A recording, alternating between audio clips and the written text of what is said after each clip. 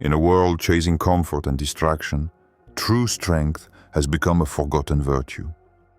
We are constantly told to seek ease, to avoid pain, to numb discomfort with endless entertainment. But what if that path leads not to happiness, but to fragility? The Stoics offer a radical alternative: to embrace life's hardships not as enemies, but as opportunities to forge an unshakable inner self. This is not philosophy for the bookshelf. It's a way of being, a daily discipline, a silent rebellion against the chaos of modern life. Here is how to reclaim your mental strength, one deliberate act at a time. Discomfort is the training ground of the soul. The Stoics never sought comfort. They knew the soul is forged in hardship, that inner strength is born where life stings, shakes, and dismantles. Seneca, exiled and persecuted, wrote, "Difficulty shows what men are." Here lies the first lesson. Mental fortitude does not grow in luxury, but in discomfort, accepted, transformed, and transcended. Do you want to become strong? Don't run from obstacles. Don't try to avoid them with modern distractions, screens, or shallow pleasures. Instead, step into the rough texture of existence. Confront cold, solitude, injustice, fatigue. Choose daily acts of voluntary discomfort. Waking up before dawn, taking cold showers, eating simple meals, turning off your phone for an hour. These aren't deprivations. They're training. A daily rehearsal of your inner mastery. Strength is not numbness, but command of the self. Stoic. Strength is not about becoming emotionless. It's about converting sensitivity into authority. A clear refusal to be a slave to emotions or desires.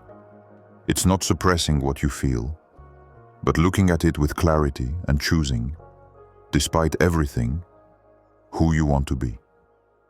That's the key. To be the one who acts, not the one who reacts. The radical power of letting go.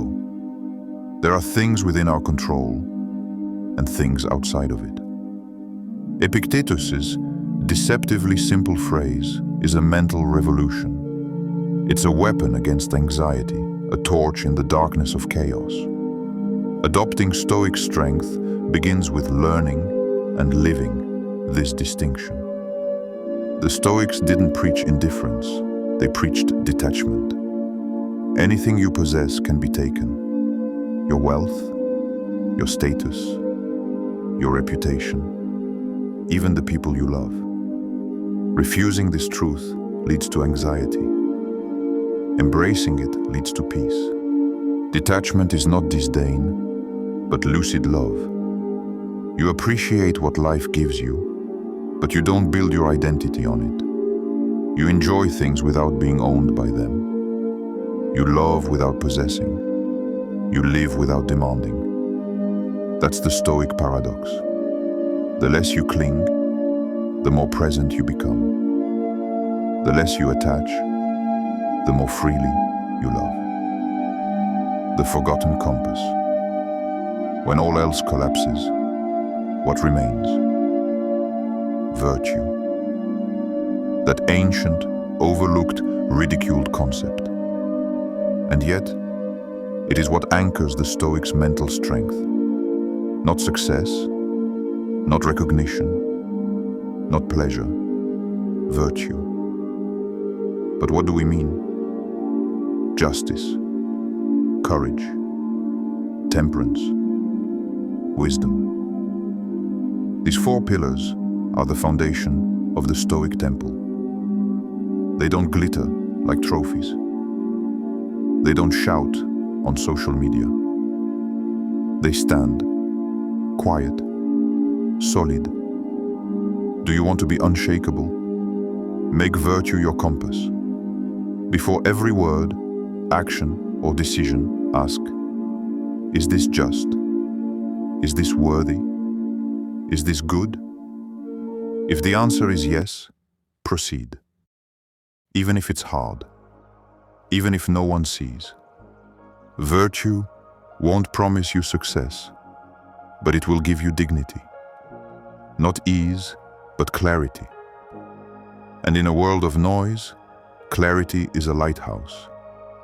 The one who acts by virtue doesn't fear failure, because he's already won.